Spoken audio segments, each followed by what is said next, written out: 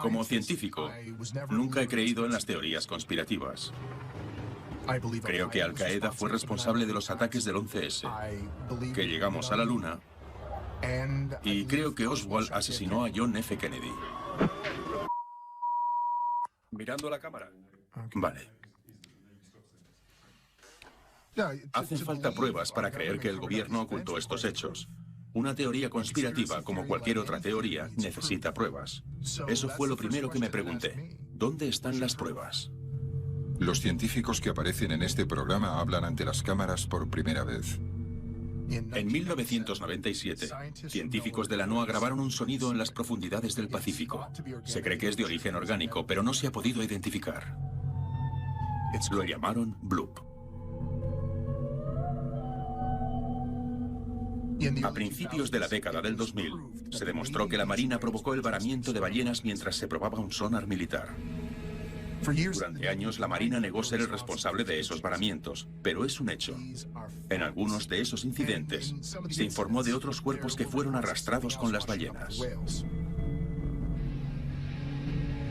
En 2004, 2 niños fueron los primeros en llegar a un varamiento masivo en el estado de Washington. Lo grabaron con su móvil. Los niños aseguraron haber visto algo ese día. Aseguraban haber visto un cuerpo.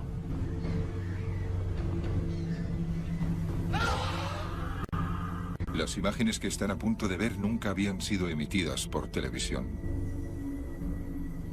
Declararon públicamente haber visto un cuerpo. Más tarde, cambiaron la declaración oficial y la Marina se llevó los restos que encontraron los niños. Lo sé porque fui parte del equipo que investigó ese varamiento. Porque sé lo que hizo la Marina ese día. Y creo saber lo que se llevó. Sirenas. ¿Realidad o mito?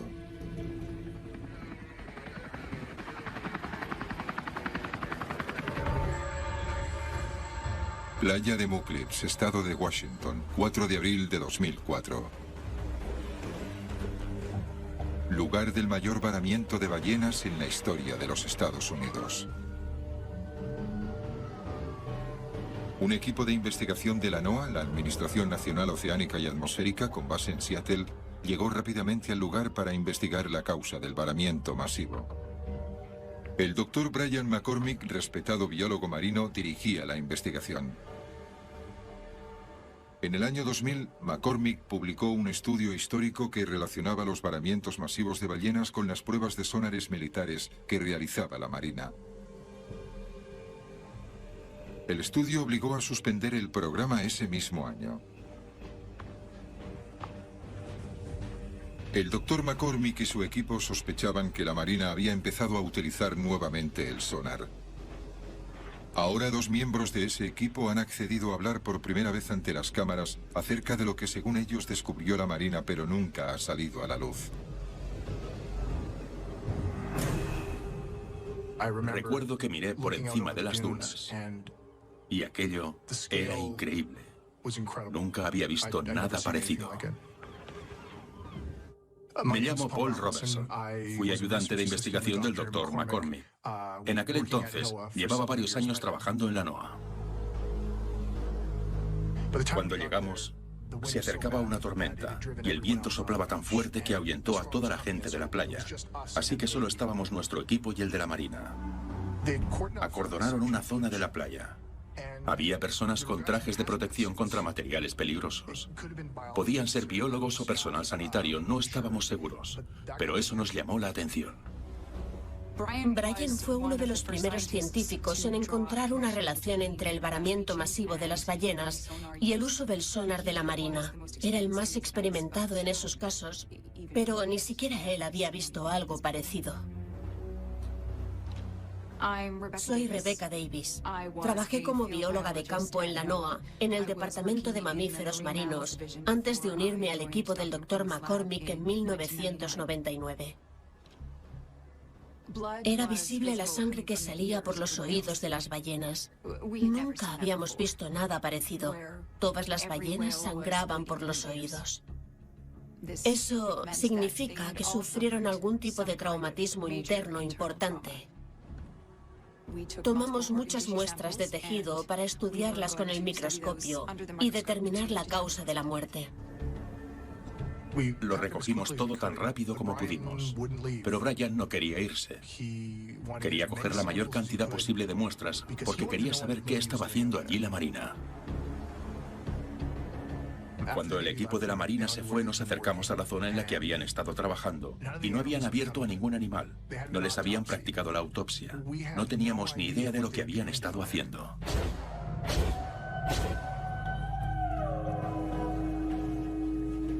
En varamientos anteriores en los que la Marina había estado implicada, el equipo de la NOAA encontró ballenas que habían muerto por asfixia. Se cree que el fuerte sonido del sonar militar ahuyenta a las ballenas hacia aguas poco profundas, donde encallan. Sin agua para soportar su gran peso, los órganos internos de las ballenas se colapsan y éstas se asfixian lentamente. El equipo de la NOAA esperaba encontrar en el análisis de los restos indicios del colapso de los órganos internos. Pero en vez de eso, encontraron otra cosa. Cuando revisamos las muestras, esperábamos ver indicios de traumatismos, porque eso indicaba el sangrado de los oídos. No estábamos preparados para lo que íbamos a ver. Los órganos internos no colapsaron. Lo que vimos era consecuencia de traumatismos contundentes. Había lesiones circulares en las muestras, evidencias claras de daños, y estaban en todas las muestras que recogimos. Brian propuso de inmediato una teoría: infrasonidos. Son ondas de sonido en frecuencias ultrabajas que pueden, teóricamente, ser usadas como armas con efectos potencialmente devastadores. Se lanzan contra tejidos vivos con una velocidad y una fuerza increíbles. El microscopio mostraba pruebas de heridas catastróficas por impacto. Heridas por impacto que creíamos estaban causadas por un nuevo sonar de la Marina. Una explosión de sonar que hizo más que ahuyentar a las ballenas hacia aguas poco profundas. Este sonar parecía matarlas. Brian sabía que necesitábamos algo más que esos tejidos para demostrar la teoría. La NOAA tenía dispositivos para grabar audio de la fauna y flora marina, hasta de la actividad sísmica. Una de esas balizas estaba muy cerca, así que sabíamos que era posible que hubiéramos grabado todo lo ocurrido. La explosión del sonar, la reacción de las ballenas, todo. Lo primero que encontramos fue el sonido de las ballenas, y era lo que esperábamos. Pero luego encontramos lo que creímos que era la preparación del sonar.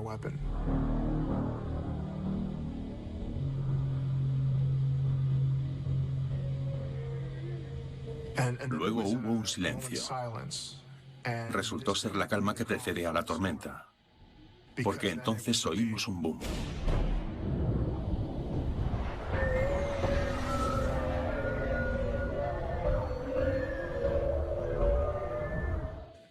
Era horrible escuchar eso.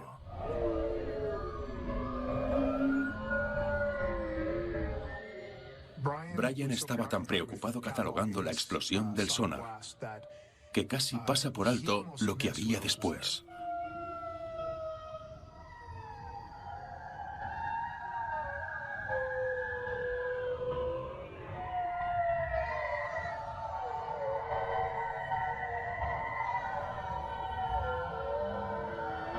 Había otro sonido en la grabación. Era el grito de un animal. Nos dimos cuenta de que era un bloop, la misma criatura que la NOAA grabó en 1997. Pero, en este caso, la grabación duraba más tiempo. Es el grito animal más complejo e intrincado que he oído. No teníamos ni idea de dónde provenía ese sonido.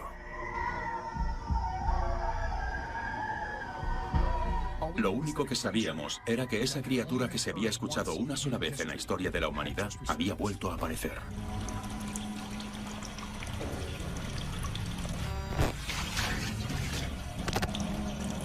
Esta grabación se realizó supuestamente en el año 2009 en unas instalaciones navales en Beaufort, Carolina del Sur.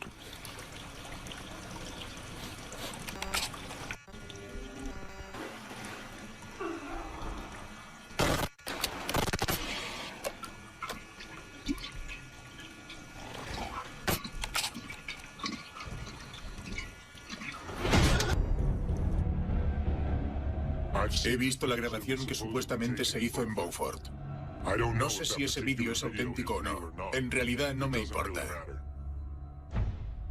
La Marina mantiene un estricto control sobre toda su información clasificada, pero incluso ellos se han dado cuenta de que no importa lo que hagan para impedirlo, siempre habrá alguna fuga. Este hombre accedió a dar su testimonio para este programa con la condición de hacerlo anónimamente. Cuando hay una fuga, saben cómo controlarla. No me sorprende que el vídeo de Beaufort fuera considerado falso inmediatamente. La Marina dice que es falso, así que es falso. Siempre que hay una fuga de información, los militares utilizan sus influencias para hacer creer al público en general lo que ellos quieren que crean. Lo que sí puedo deciros es que he visto una criatura que está en poder de la Marina. La recogimos después de la primera prueba en el estado de Washington. Ese día estaba en la playa, pero no fuimos los primeros en llegar.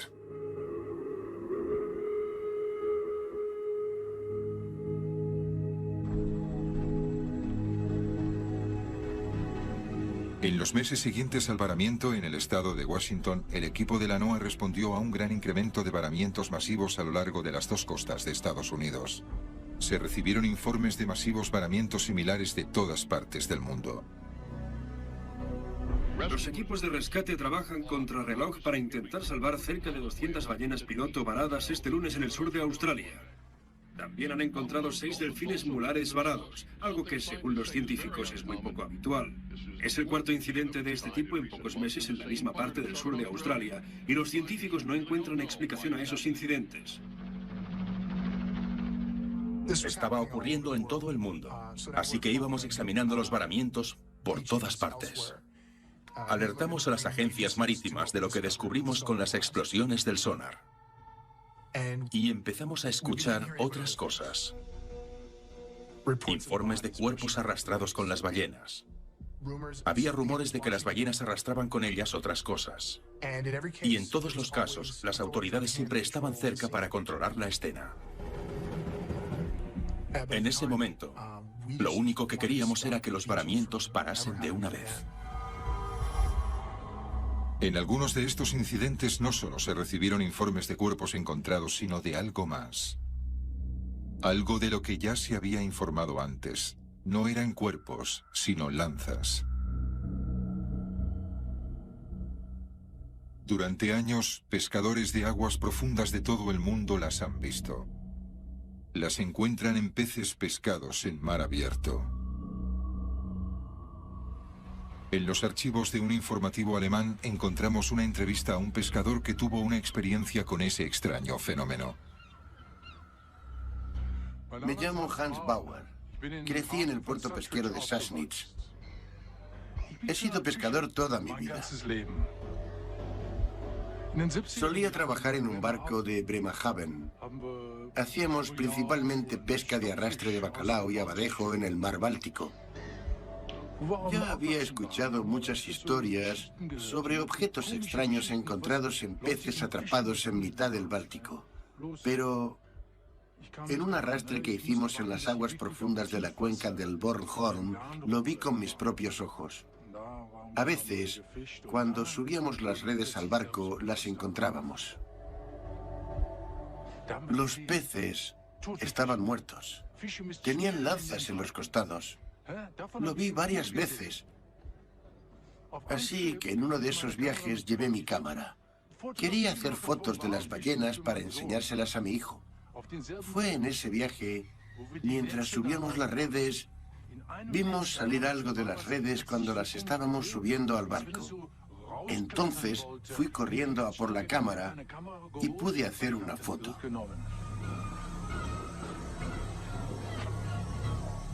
Creo que de aquí venían las lanzas. Creo que molestamos a ese bicho mientras pescaba. Solicitamos información al Departamento de Defensa y pedimos que limitaran las operaciones de la Marina, pero no conseguimos nada. La Marina aseguraba que únicamente estaba estudiando las anomalías y que no las estaba causando. Nosotros seguimos compilando los perfiles de esos sucesos y repasando lo único que teníamos, que era la grabación. Escuchamos y analizamos la grabación no sé cuántas veces, y la comparamos con grabaciones de ballenas y delfines. Este sonido, a nuestro entender, parecía mucho más intrincado, mucho más avanzado. Creímos tener ciertas posibilidades de resolver el misterio, pero nos sobrepasaba. Así que necesitábamos ayuda. Soy el doctor Rodney Webster de la Universidad del Sur de Florida. Estoy especializado en comunicaciones animales. Mi trabajo se centra principalmente en las vocalizaciones de cetáceos, delfines y ballenas. Gran parte de mi trabajo consiste en buscar significantes, que son sonidos particulares a los que puedes relacionar un sentido o un estado anímico. Para los humanos serían palabras, así que serían como palabras de delfines. Lo más interesante de la grabación de 2004 es que pude identificar literalmente cientos de significantes y organizarlos en patrones reconocibles. En los 30 años previos no habíamos reunido tanta información en el estudio de delfines y ballenas.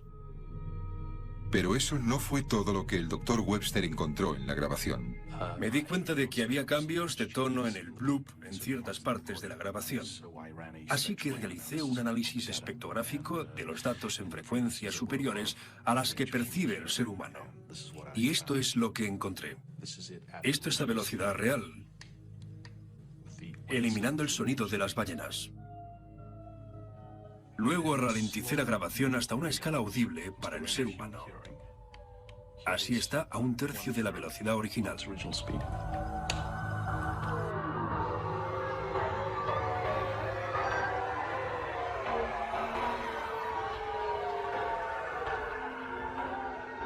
Múltiples individuos. Literalmente miles de distintos significantes. Al menos media docena de huellas vocales individuales. Bien. Esto que oímos es un lenguaje. Están hablando entre ellos.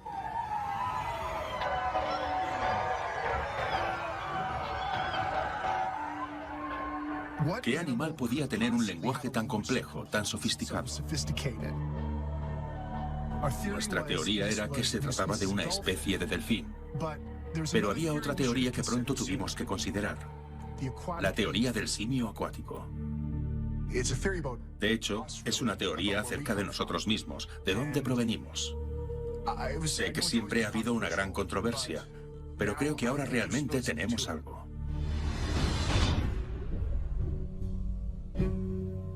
¿Por qué somos tan distintos de otros animales terrestres? Según esta teoría, es porque hubo un tiempo en que los primeros humanos pasaban la mayor parte de su vida en el mar, y el rasgo que nos hace tan distintos de otros animales terrestres es su legado de esa época. Podemos controlar la respiración como los mamíferos marinos y aguantarla más que cualquier otro animal terrestre. El récord de aguantar la respiración es de unos 20 minutos, casi el mismo tiempo que puede bucear un delfín. Comparada con los monos, nuestros parientes más cercanos, tenemos una columna vertebral mucho más flexible y tenemos membranas parciales entre los dedos que ellos no tienen. Son características de un entorno acuático. ¿Por qué las tenemos si no es para nadar? Los bebés humanos aguantan la respiración bajo el agua automáticamente, saben nadar instintivamente, mientras que un bebé de chimpancé o gorila se ahogaría. A diferencia de otros simios, nos despojamos del pelo. El pelo crea resistencia en el agua. Tenemos una gruesa capa de grasa aislante que nos mantiene calientes en el agua. Los únicos animales que nacen con una gruesa capa de grasa son los mamíferos marinos. Algunas personas están tan bien adaptadas a la vida submarina que siguen cazando en el fondo del mar y caminan a través del suelo oceánico. Los moquenes, un pueblo del sudeste asiático, pueden contraer las pupilas a voluntad para controlar la distorsión creada por el agua. De hecho, bajo el agua ven con la misma claridad que si llevaran gafas. En algunos lugares del mundo, los humanos son tan hábiles en el agua que pueden pescar sin anzuelo ni red. Son adaptaciones para la vida en el agua, pero carecemos de adaptaciones comunes a los animales terrestres. Derramamos lágrimas y sudor salino. La sal y el agua son recursos valiosos.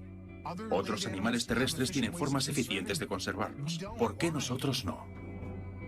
porque parte de nuestra evolución tuvo lugar en el mar. Bien, esto es solo una teoría, pero la transición de la tierra al mar ya ha sucedido antes, está documentado. Las orcas evolucionaron de un ancestro del lobo hace millones de años, y hay ejemplos más recientes. Hace 150 millones de años, una fracción de tiempo en términos evolutivos, un grupo de osos pardos se separó del resto de su linaje. Evolucionaron en una nueva especie. Se convirtieron en osos polares. Los osos polares son capaces de aguantar la respiración bajo el agua durante varios minutos. Han desarrollado membranas interdigitales en las patas delanteras para nadar mejor. Actualmente, ante nuestros propios ojos, están evolucionando en mamíferos marinos. Si esto está ocurriendo con los osos polares, ¿por qué no pudo pasar lo mismo con la estirpe humana en algún punto de nuestra evolución? ¿Podríamos descender de un grupo de simios que un día se convirtieron en mamíferos marinos?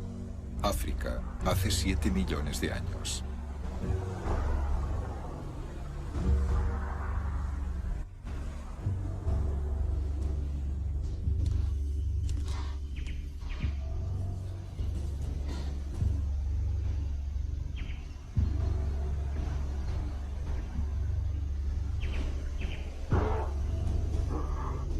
Algunos científicos creen que nuestros ancestros cambiaron los bosques por el mar.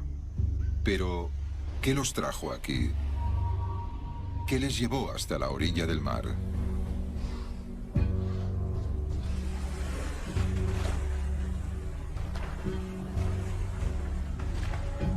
Fue la comida.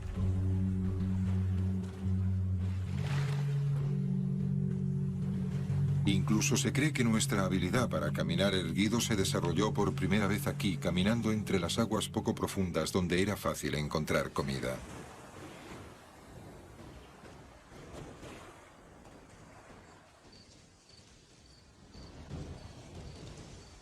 Los árboles habían sido nuestra cuna, pero ahora estábamos adaptados para el mar. Con el tiempo, más ancestros de los humanos se reunían a lo largo de la costa.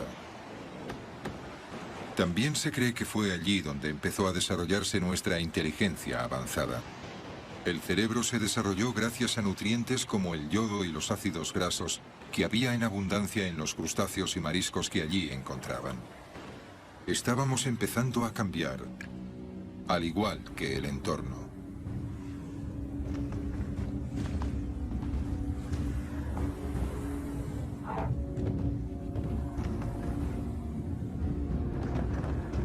Terremotos. Actividad volcánica a lo largo de la costa.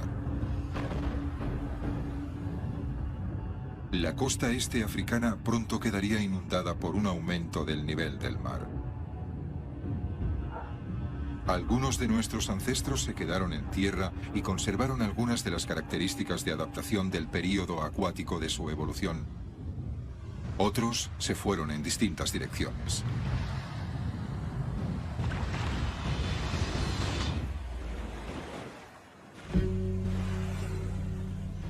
$6,5 millones de años antes.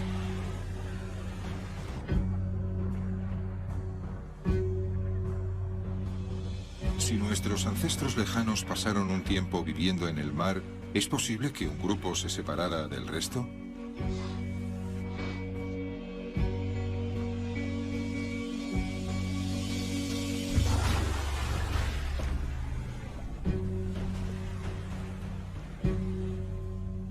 ¿Que en vez de alejarse, se adentraran más en el agua?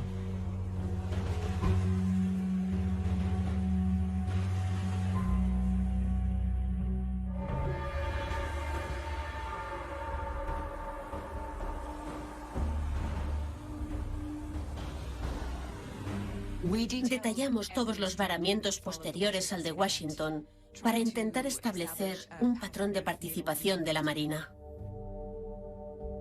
Si lográbamos demostrar que estaba afectando a una nueva especie, pensamos que tendríamos cierto poder, que podríamos obligar a la Marina a revelar lo que estaban haciendo y posiblemente impedírselo.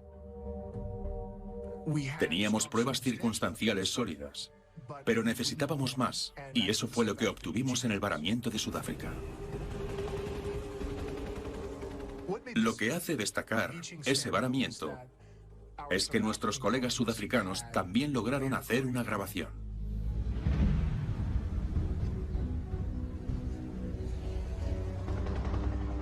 Por supuesto, habíamos oído hablar del trabajo del Dr. McCormick. Conocíamos los informes que relacionaban los varamientos masivos con pruebas de sonares. También conocíamos los rumores de que esas pruebas podían haber afectado a una especie que la ciencia aún no había identificado. Y, por supuesto, también habíamos escuchado la grabación del bloop. Soy el Dr. Gavin Dittmar, jefe del proyecto de investigación acústica del Centro de Investigación de Biología Marina de la Universidad de Ciudad del Cabo. Reconstrucción. Teníamos un dispositivo submarino a solo 1 kilómetro de la costa de Ciudad del Cabo. Formaba parte de un programa de investigación para observar la población de ballenas en ciertas épocas del año. Nos pusimos en contacto con el Dr. McCormick porque creíamos haber encontrado lo mismo.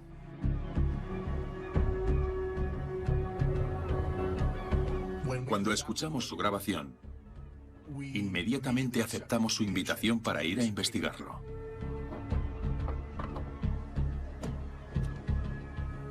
Llegamos unas 40 horas después del varamiento y nuevamente no fuimos los primeros en llegar. Otros investigadores oficiales habían estado allí.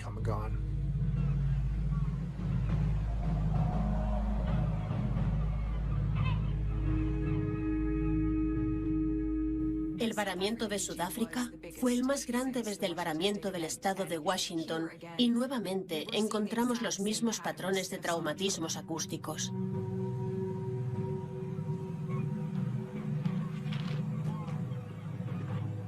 Lo que era distinto en Sudáfrica era la grabación.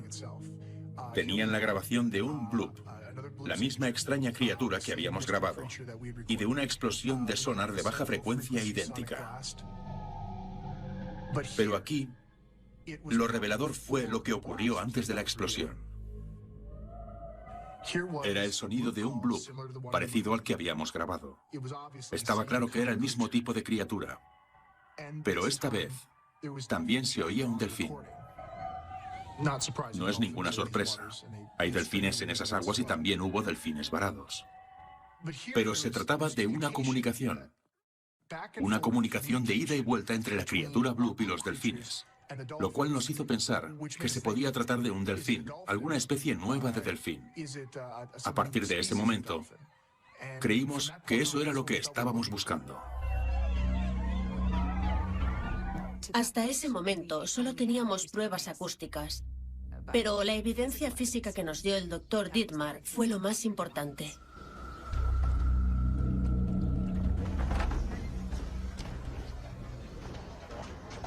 Es un tiburón blanco. No es el tiburón, sino lo que tiene dentro.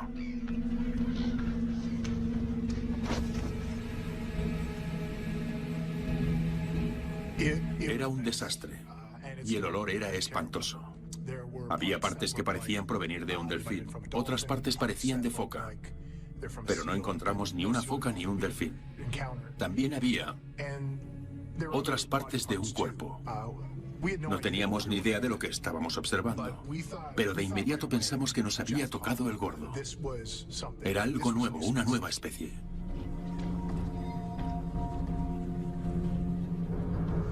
Había marcas de pinchazos alrededor de las agallas y la boca del tiburón. Al principio pensé que se trataba de lesiones ocasionadas con el arpón cuando estaba cerca del barco. Pero examiné una de esas lesiones y encontré en su interior un aguijón de raya venenosa. Podría haberlo dejado una raya venenosa mientras se defendía.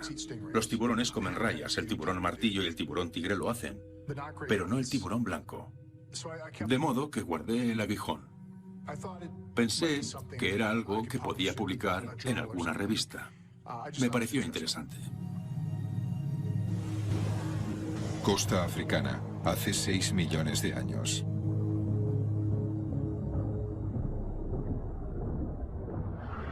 Un millón de años después de adentrarse en el mar, los simios acuáticos estaban mejor adaptados a su nuevo entorno.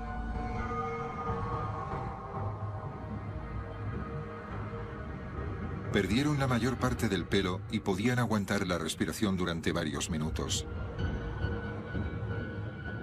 Seguían aprendiendo a cazar. Aprendían mediante la observación.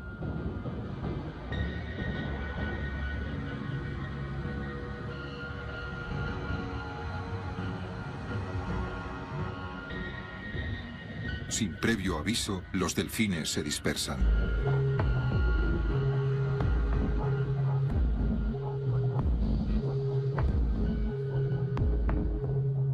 Temporalmente los simios acuáticos debían esconderse, pero con el tiempo aprendieron a defenderse de los peligros de su nuevo entorno.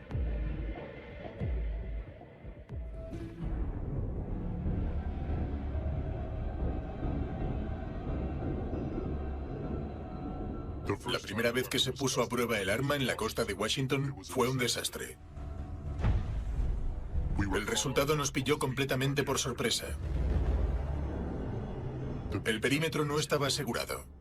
Estaba totalmente abierto a cualquiera que paseara por la playa esa mañana. Esos niños estaban en el lugar indicado en el peor momento. Al principio parecía que iba a ser un problema. Se negaron a retractarse de lo que inicialmente afirmaron haber visto. Finalmente, convencimos a la madre de uno de los niños de que no se trataba de lo que creían haber visto. Normalmente la gente no quiere problemas cuando está implicado el ejército. La madre fue lo suficientemente lista como para hacer que los niños cambiaran su declaración. Mantuvimos vigilados a los niños, pero no le contaron a nadie lo que sucedió. Mantuvieron en secreto todo lo que ocurrió aquel día.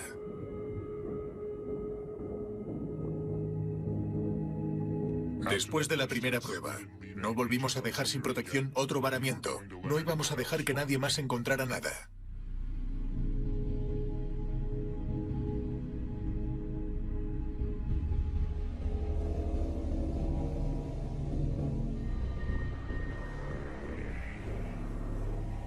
Universidad de Ciudad del Cabo, 22 de julio de 2005.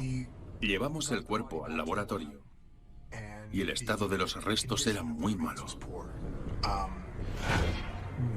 Recuperamos un 30% del cuerpo, así que iba a ser difícil unir las partes. Lo primero que hicimos fue tomar muestras de ADN para intentar establecer su constitución genética. Empezamos examinando la caja torácica y parecía estar articulada. La caja torácica plegable es una característica de los mamíferos marinos que han evolucionado para bucear. La aleta de la cola estaba conservada y se parecía mucho a la de los manatíes. Nos preguntábamos si era posible que fuera eso, vestigios de una población o quizá de un pariente sin identificar del manatí. Hicimos radiografías y vimos huesos en la aleta de la cola. Los manatíes no los tienen, así que nos quedamos pensando, ¿qué narices es esto? El cráneo estaba seriamente dañado. Faltaba la mitad. Pero una pieza importante que sí teníamos era una parte del hueso frontal. El hueso tenía un agujero y no era a causa de las lesiones. Supimos que era un espiráculo. Hicimos moldes de resina de los fragmentos del cráneo y los enviamos a un experto forense. Luego examinamos la pelvis. Había vestigios de huesos de patas. Las focas tienen esos vestigios, pero el fémur era más corto y sabíamos que el de nuestro espécimen era más largo. De modo que el espécimen no era una foca ni un manatí. Y a pesar de hablar con los delfines, no era un delfín. Al menos no de acuerdo con lo que estábamos viendo. Así que, ¿qué otro animal sería lo suficientemente inteligente como para comunicarse con los delfines? ¿Qué más hay allí abajo? Costa de Madagascar hace 4,5 millones de años.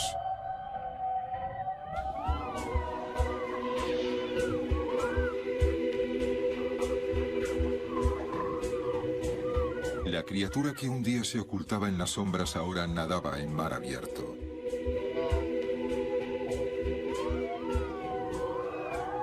No estaban solos. Tenían vínculos con otro ser inteligente. Era un lazo de amistad. A veces solo jugaban, pero en ocasiones cazaban juntos.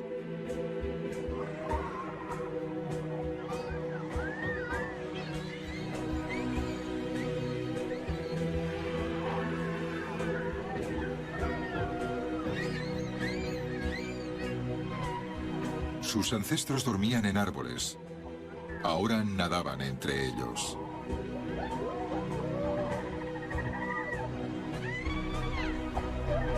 Pronto su transición estaría completa. Al igual que los delfines, estarían adaptados al mar.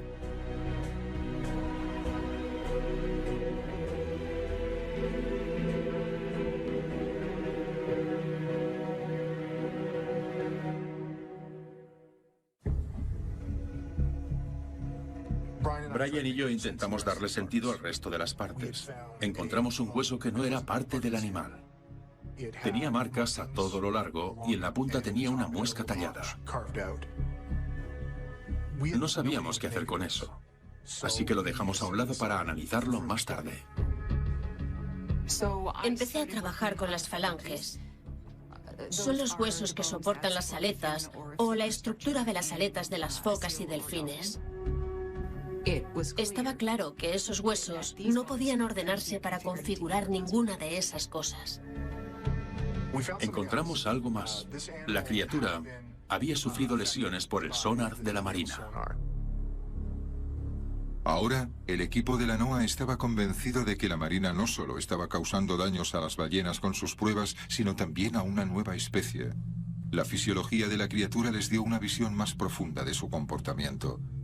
A pesar de tener daños por el ataque del tiburón, encontraron un bazo grande. Los bazos grandes son una característica de los mamíferos marinos. Almacena oxígeno durante las inmersiones profundas. Es como tener incorporada una botella de buceo en su interior.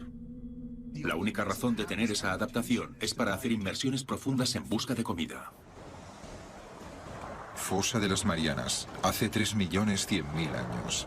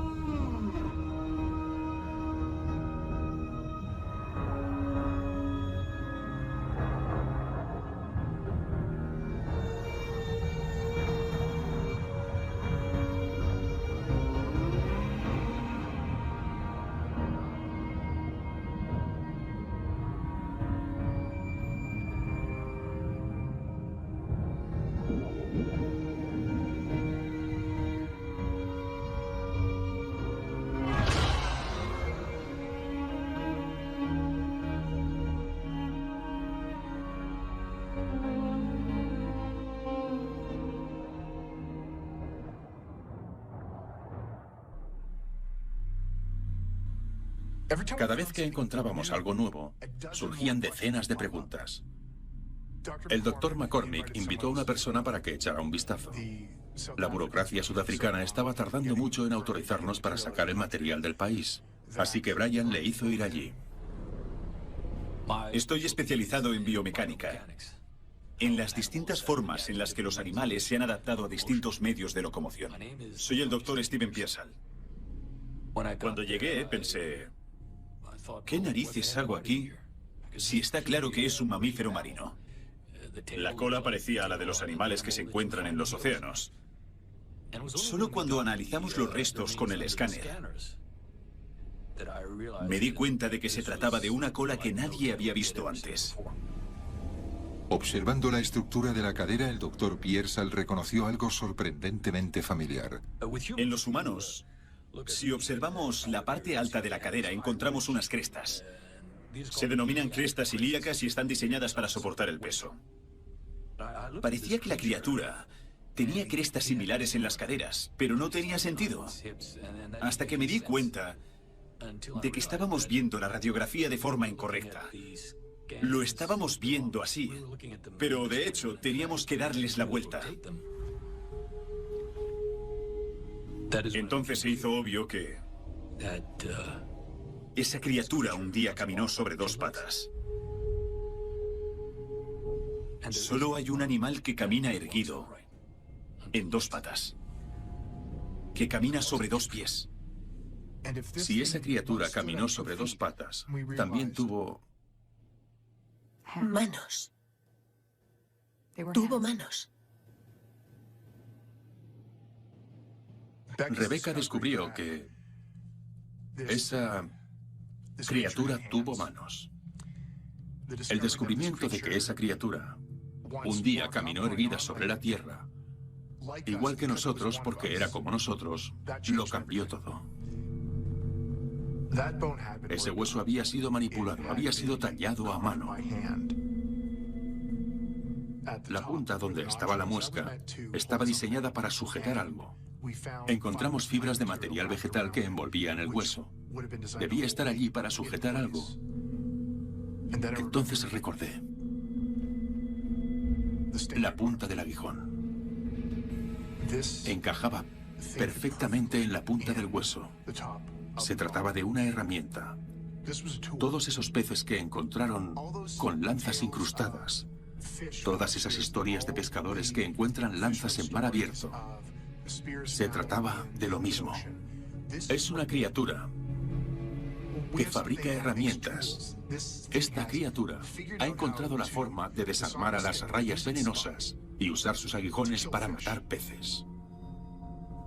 Así que se trata de cazadores inteligentes, pero ¿también son presas?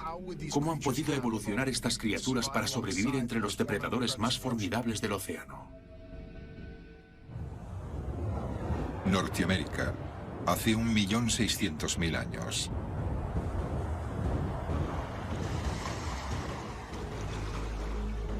La Tierra, ahora cubierta de glaciares, debió parecer un lugar extraño y frío para ellos.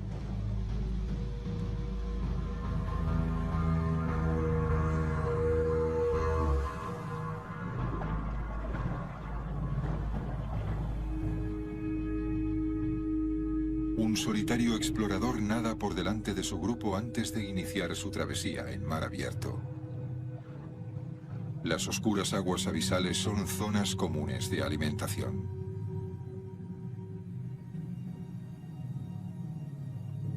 Allí se reúnen las ballenas.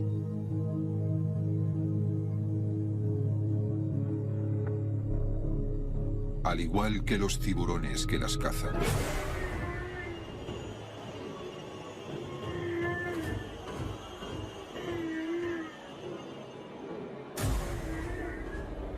El megalodón, un tiburón tan grande como las ballenas.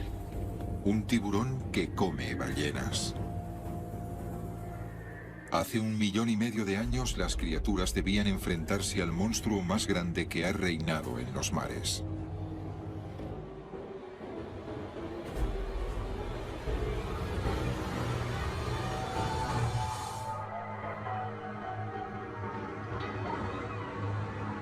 En el grupo hay hembras preñadas y deben protegerlas a toda costa.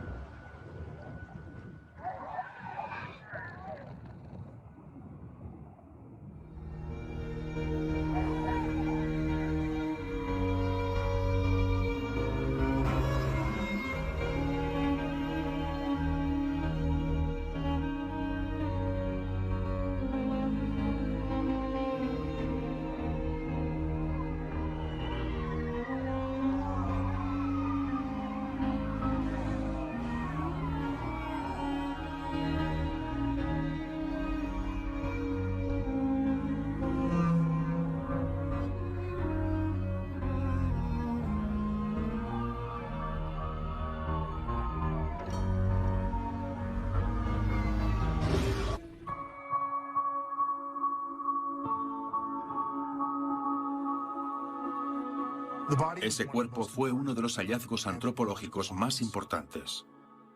Posiblemente sea uno de los descubrimientos científicos más importantes en la historia de la humanidad. Es un inteligente constructor de herramientas con manos habilidosas que evolucionó de un ancestro primate que caminó erguido sobre la tierra, igual que nosotros. Si esa criatura es parte del árbol genealógico humano, ¿cuánto tiene de humano? Provincia de Gauteng, Sudáfrica, 4 de agosto de 2005. Recuerdo que íbamos en el coche para ver el molde completo del cráneo. Pensaba que todo era perfecto. Nos dirigíamos a uno de los lugares donde encontraron a algunos de nuestros ancestros más antiguos. Y estábamos a punto de conocer a otro.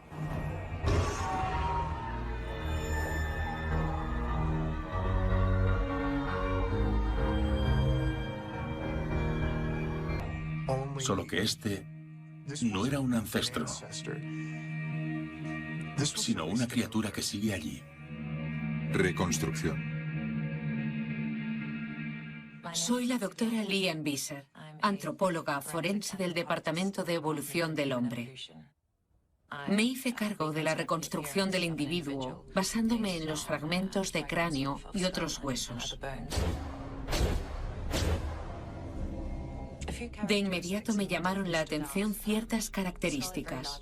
El cráneo tenía órbitas muy grandes, más grandes que cualquier fósil o cráneo de humano moderno que haya reconstruido. Debe tener ojos muy grandes, y los ojos grandes son una característica de animales adaptados a la oscuridad. Otra cosa que noté fue una cresta en el cráneo. Los cráneos con crestas se encuentran en algunos de nuestros ancestros, pero no en humanos modernos. Los simios la tienen. Examinar el cráneo reconstruido permitió a la doctora Visser trazar el interior de la cavidad del cerebro. Descubrió que las zonas que en los humanos corresponden a la interpretación de sonidos eran muy grandes. También se encuentran en algunos de nuestros primeros ancestros.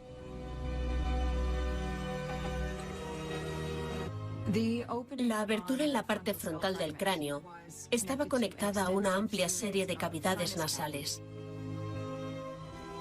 La forma y las características del cráneo revelaron lo complicada que es la capacidad acústica de esa criatura. La forma cóncava de la parte frontal del cráneo indica que cuentan con un melón, una masa especializada de tejido graso que permite a los delfines y a las ballenas la ecolocalización. No es un espiráculo. No lo usan para respirar, sino para canalizar el sonido. La reconstrucción del cráneo demostró que es posible que esa criatura sea capaz de usar la ecolocalización. Se trata de la criatura que hace ese sonido, el grito que no habíamos podido identificar. La ecolocalización, una forma de biosonar, es la habilidad de emitir sonidos de altas frecuencias que rebotan en objetos para darle al animal un mapa mental de su entorno. Utilizan el sonido para encontrar comida y para comunicarse en medio del oscuro y vasto océano. No tenemos duda de que ese animal era el que hacía el bloop. Era el mismo animal que hizo el bloop que grabamos en 1997. El mismo que grabamos en el estado de Washington en 2004. Y era el mismo animal que grabamos en Sudáfrica, el que hablaba con los delfines. Océano Índico, hace 100.000 años. Las criaturas se comunican con los delfines.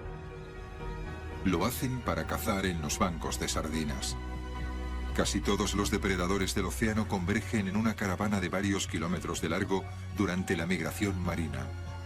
Pero solo 2 trabajan juntos.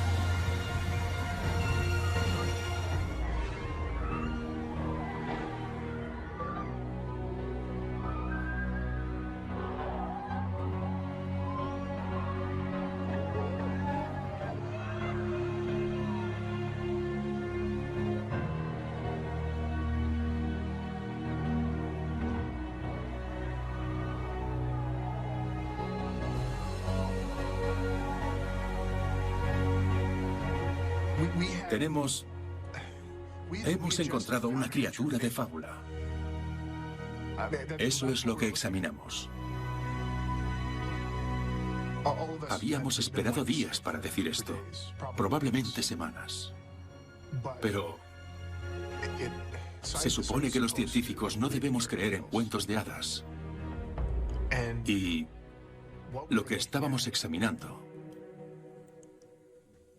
era una sirena.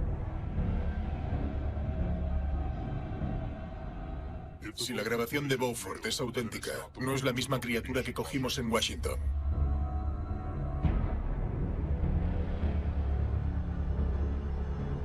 Esa no estaba en condiciones de ser transportada. Vi lo mismo que vieron esos niños. Y sé que es verdad lo que le contaron a la Marina.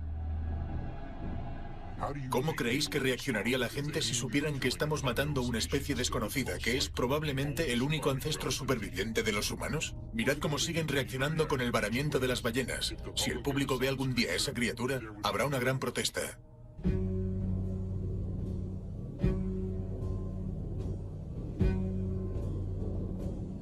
¿Cómo es posible que esa criatura estuviera oculta durante tanto tiempo? Me di cuenta de que hemos explorado más la superficie de la Luna que las profundidades del océano. Si tenemos en cuenta que el hecho de que actualmente seguimos descubriendo animales grandes. En la década pasada se descubrieron 2 especies nuevas de ballenas. Se trata de animales de entre 9 y 12 metros, que nunca antes habíamos visto. Nunca habían sido grabados. Animales gigantescos que fueron vistos por primera vez en los últimos 10 años. De modo que sí, es posible que sigan escondidos. Pero además, ya se tenía registro del animal que encontramos. No teníamos registros científicos, pero sí otro tipo de registros. Ya las conocíamos. Y desde hace mucho tiempo.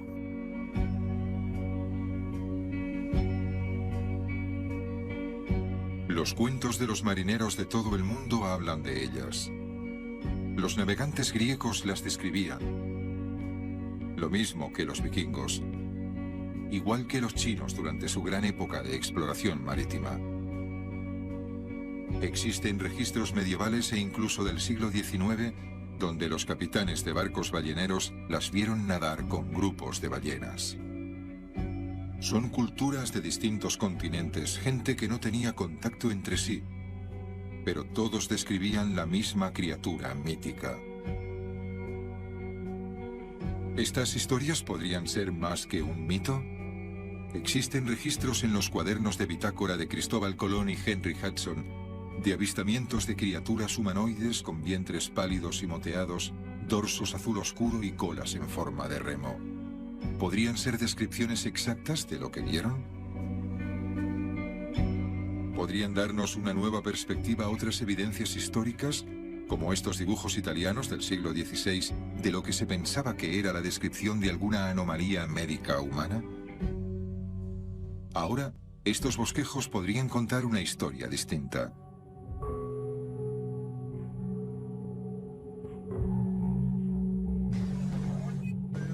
Incluso en la actualidad siguen apareciendo informes, como este vídeo grabado apresuradamente en 2005 en las costas del Adriático.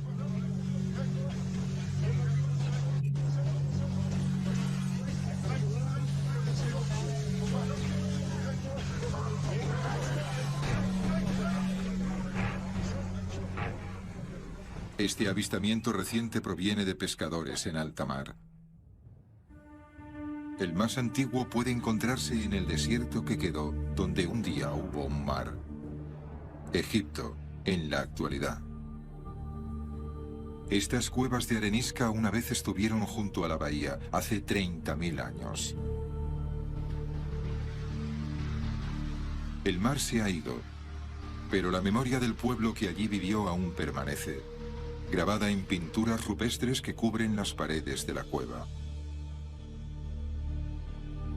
Los arqueólogos creen que podrían ser las pinturas míticas más antiguas hechas por el hombre. Se trata de proyecciones en sueños de los primeros pescadores, imaginándose a ellos mismos con colas, nadando con lanzas y redes para pescar, o se trata de otra cosa.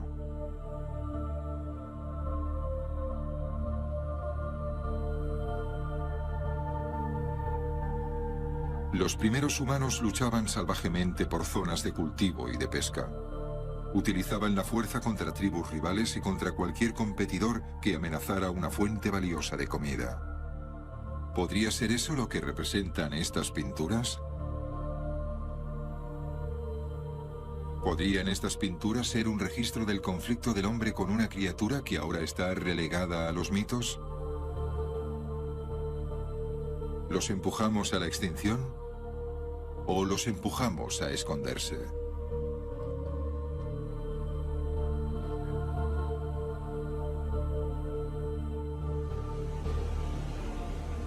Si persistieron, si sobrevivieron, deben haberse escondido en algún lugar. ¿Pero dónde?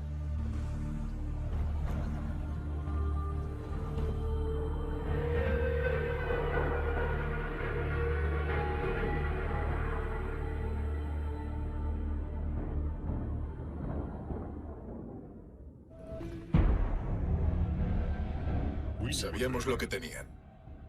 Lo sabíamos incluso antes de que ellos lo supieran. Desde 2004 le hemos seguido la pista al equipo de McCormick. Les seguimos hasta Sudáfrica.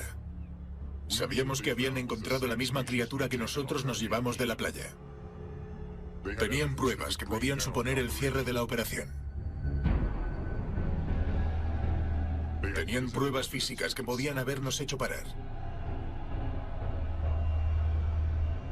¿Creéis que íbamos a permitir que lo hicieran? Estaban adelantando nuestra investigación. Por eso los dejamos continuar. Por un tiempo. En ese momento ya habíamos concluido en Sudáfrica y estábamos preparando las pruebas para volver a Estados Unidos, pero faltaban los permisos. Las autoridades sudafricanas nos estaban demorando los permisos para sacar las pruebas del país. Debimos saber lo que iba a pasar. Ahora es difícil recordarlo todo. Es difícil recordar lo emocionados que estábamos. La razón por la que accedí a hacer esto es porque creo que va a ser útil. Rebecca y yo lo creemos. Sin embargo, Brian es más desconfiado. Creo que no está convencido. Y no lo culpo en absoluto después de lo que ocurrió. Ciudad del Cabo, Sudáfrica, 8 de agosto de 2005.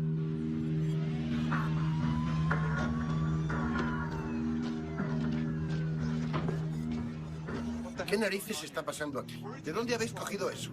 Quítame las manos de encima. Intenté controlar a Brian. Después de eso, intenté darle ánimos durante semanas, pero estaba muy afectado. Todos lo estábamos. La policía lo confiscó todo. Todas las pruebas del laboratorio, todos los archivos, el cráneo reconstruido que íbamos a traernos y se llevaron el cuerpo.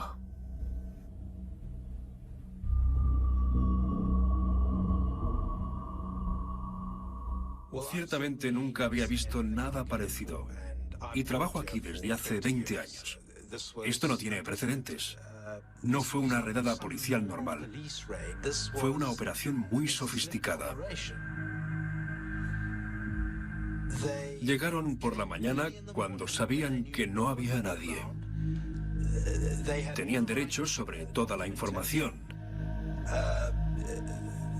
Confiscación de un descubrimiento de importancia nacional. Nunca había escuchado nada parecido. Sabemos quién lo hizo.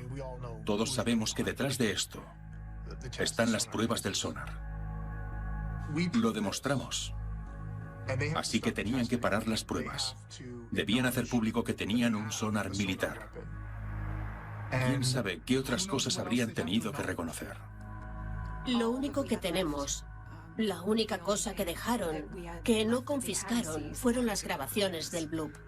No podían llevárselas porque esas grabaciones ya las tenía mucha gente. Estábamos tan centrados en las cosas que nos había confiscado el gobierno que no nos dimos cuenta de que lo único que necesitábamos estaba en esas grabaciones. Solo necesitábamos las grabaciones.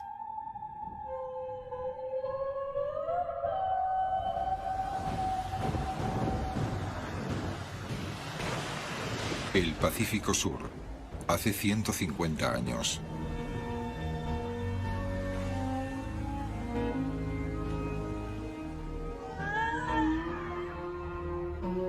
Una laguna costera de aguas poco profundas en el hemisferio sur, donde las criaturas se refugian en las aguas cálidas y seguras, y donde esta especie en peligro se aferra desesperadamente.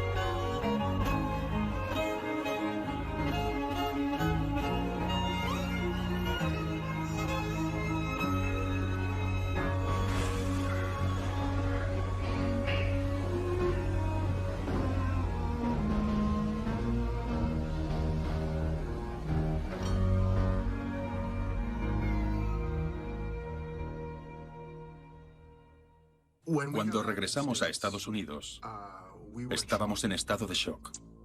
No pudimos quedarnos en Sudáfrica porque revocaron nuestros visados.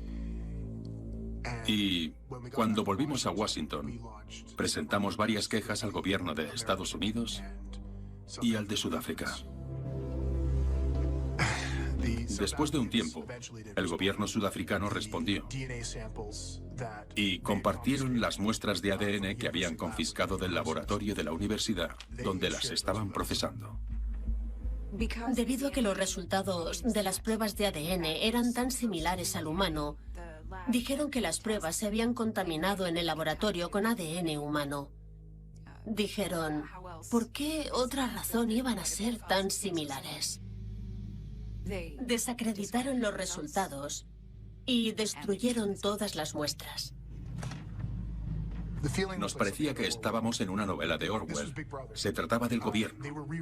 Estaban reescribiendo la historia. Básicamente estaban borrando la existencia de esa criatura. Y la pregunta que me hacía era, ¿por qué? ¿Lo hacen para ocultar sus pruebas? ¿Quieren quedarse con la criatura? ¿Están haciendo pruebas con ella? No lo sabemos. Seguimos sin saberlo. Ahora solo tenemos tiempo. Seguimos recibiendo información de varamientos de ballenas y otros cuerpos arrastrados a las playas, en los que las autoridades locales cierran las zonas. Dicen que en algunos casos hay oficiales del ejército con ropa de paisano. Seguíamos pensando en el varamiento de Washington, en aquel equipo de la Marina. Pensábamos que estaban haciendo pruebas con las ballenas. Pero ahora tenemos una teoría distinta. Localizamos a los niños que informaron del varamiento. La Marina había pasado mucho tiempo con esos niños. Incluso iban a verlos a su casa. Convencieron a los niños de que aquello que habían visto era una foca. Una foca en descomposición, que por eso se veía tan rara. El chico hizo un dibujo de lo que vio. A ver, además de los científicos y de los oficiales del gobierno que confiscaron nuestro material, nadie conocía el aspecto del cráneo reconstruido. Pero el chico hizo un dibujo de lo que había visto. Y coincidía. El niño había visto la misma criatura.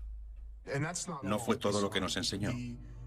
La madre del chico estuvo de acuerdo en enseñarnos algo que no le habían mostrado a nadie. La Marina no pensó en revisar la cámara del móvil del niño. No es la primera vez que pillan a los militares con cámaras de móvil, pero en aquel entonces casi nadie las tenía. Dudo que el oficial que lo investigó lo revisara. El niño lo tenía. Lo tuvo todo ese tiempo.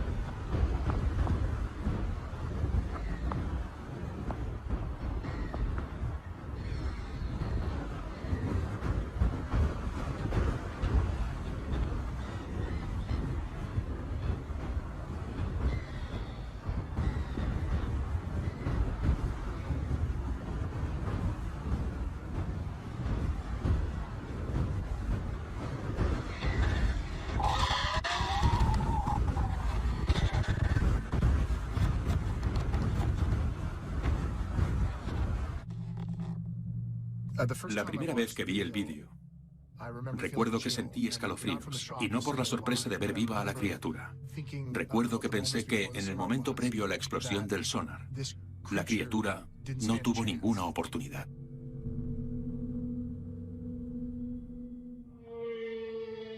Costa de Washington, 4 de abril de 2004.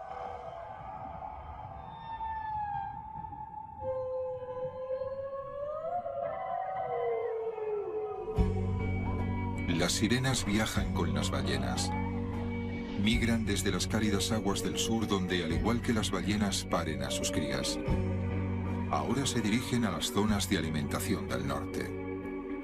Las ballenas les brindan protección contra las orcas y tiburones de mar abierto, y las hembras con crías pueden nadar sobre ellas para conservar energías mientras recorren la costa del Pacífico.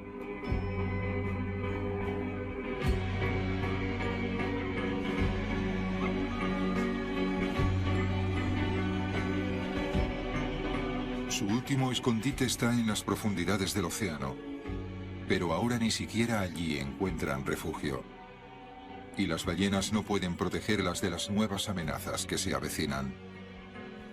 Nadan a través de una extensión de agua al noroeste del Pacífico. Ese día también estaban allí los barcos de la Marina de Estados Unidos. Lo que ocurrió después fue lo que grabaron los equipos de audio de la NOAA.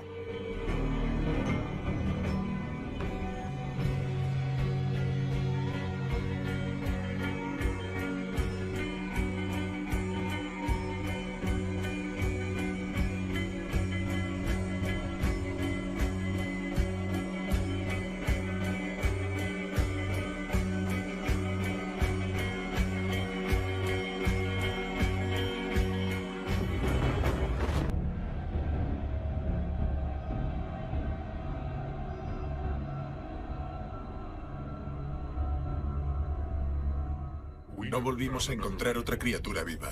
Al menos no durante mi paso por la Marina.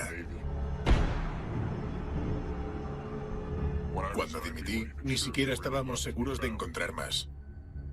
La criatura que recogimos de la playa en el estado de Washington murió en 2007. La mantuvimos viva el mayor tiempo posible. Sé que estuvo mal lo que hicimos. Supe que estaba mal cuando lo estaba haciendo y tengo que vivir con ello. Ahora mi única esperanza es que al contar todo esto sirva para protegerlas, si es que aún queda alguna.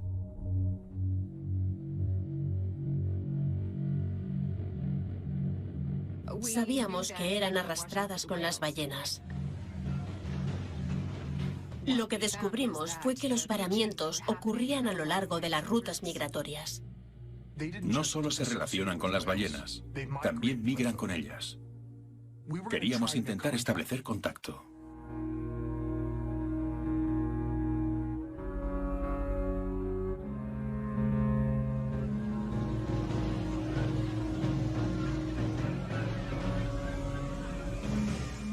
Si veíamos ballenas, sabíamos que estábamos en la zona correcta.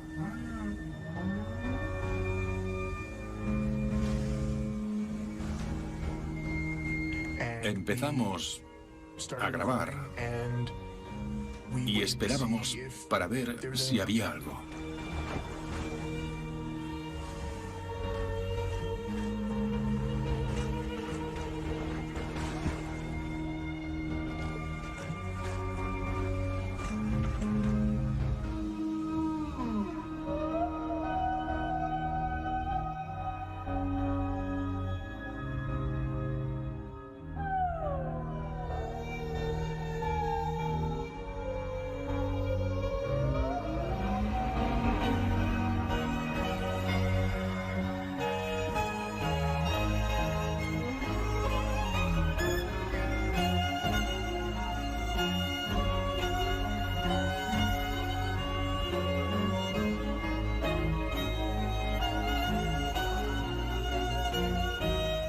Allí había algo.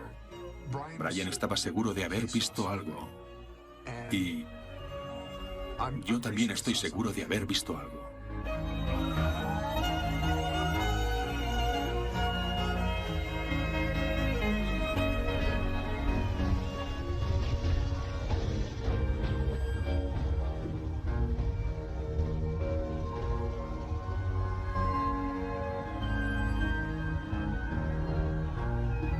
Estaban observando lo que hacíamos. El gobierno nos vigilaba. Cualquier cosa que hubiéramos grabado ese día nos la hubiesen cogido. Así no íbamos a lograr nada.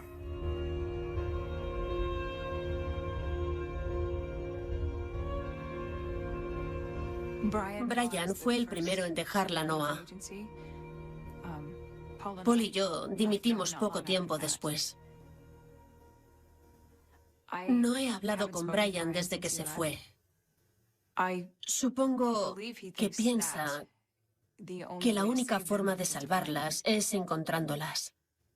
Pero yo no estoy tan segura. Y creo que Paul tampoco lo está. Brian estaba hecho polvo y quería buscar a la criatura en los confines del mundo. Estoy seguro de que las encontrará. Sé que aún sigue buscándolas. Después de aquel día, no sé si yo puedo hacer algo. Ni siquiera estoy seguro de que deba intentarlo. Empecé a pensar en ellas como nuestros semejantes. La última vez que vivimos entre semejantes de la especie humana fue con los neandertales.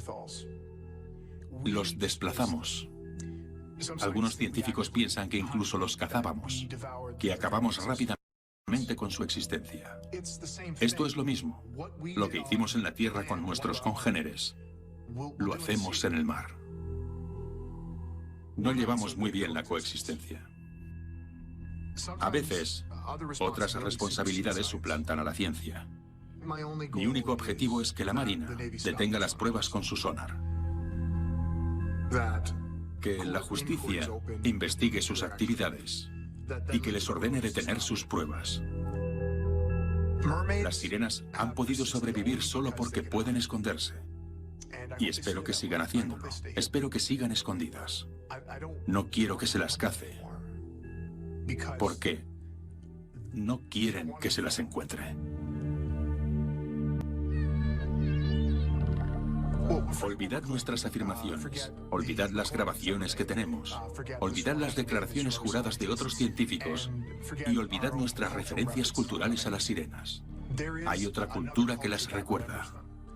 La naturaleza no miente. Observad la naturaleza. Hay unos cuantos lugares en la Tierra donde los delfines salvajes cazan con los pescadores. Ayudan a los humanos a atrapar los peces. Esto ocurre en Brasil, en la costa oeste de África y en el sureste de Asia. Los pescadores se ubican en la orilla del mar, en aguas poco profundas, y los llaman. Llaman a los delfines. Son delfines salvajes del mar. Los delfines responden a la llamada conduciendo bancos enteros de peces hacia la orilla. Entonces los pescadores rodean con sus redes los bancos de peces junto con los delfines. Los delfines no se asustan, permanecen en calma. Saben que los pescadores dejarán que se vayan cuando suban las redes. Dejan salir a los delfines antes de llevar los peces a la orilla.